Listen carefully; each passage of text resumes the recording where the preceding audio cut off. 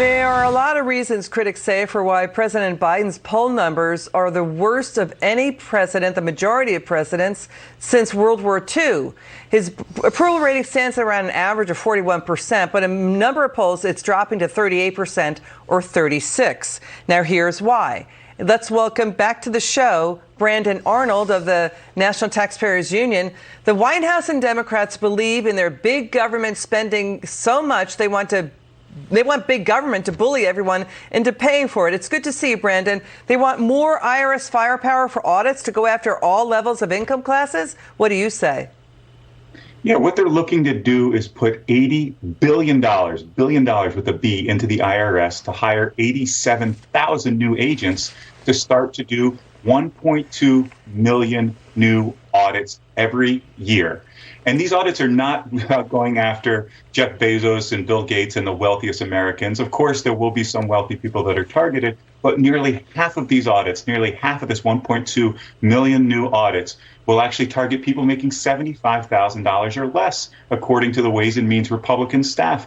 So you're talking about hundreds of thousands of people that will be affected, that will see their lives thrown into disarray by the IRS coming after them if this bill does, in fact, take effect. And digging into the plan, Brandon, we're seeing Democrats now want to empower IRS agents to go rogue, that IRS agents would get the power to penalize anyone they want without supervisor approval. Is that true?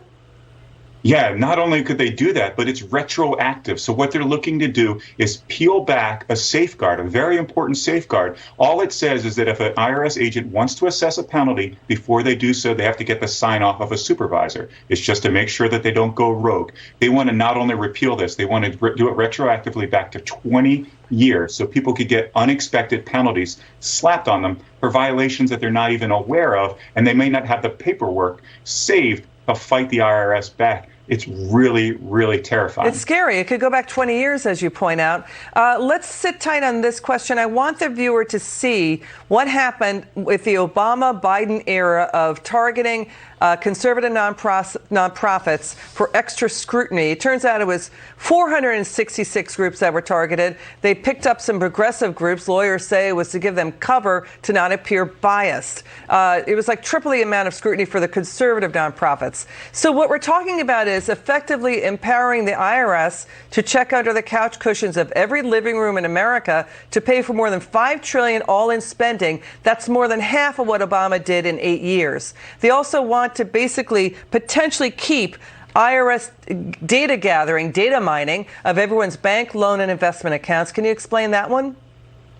Yeah, so this provision, I think, talk about terrifying provisions. This is one that will require banks and other financial institutions to turn over personal information, financial information from anyone that has more than $10,000 in their bank account over the course of a year, not at any given moment during a year, but over the course of the year. So if you have just a rent or mortgage payment a little over $800, you're going to be ensnared in this IRS dragnet. Have that information turned over to the IRS so they can pore over it and determine whether or not they want to come after you with an audit. And like I said before, they'll have 87,000 new IRS agents, so they will be ready and willing to go if they see anything suspicious in somebody's financial records.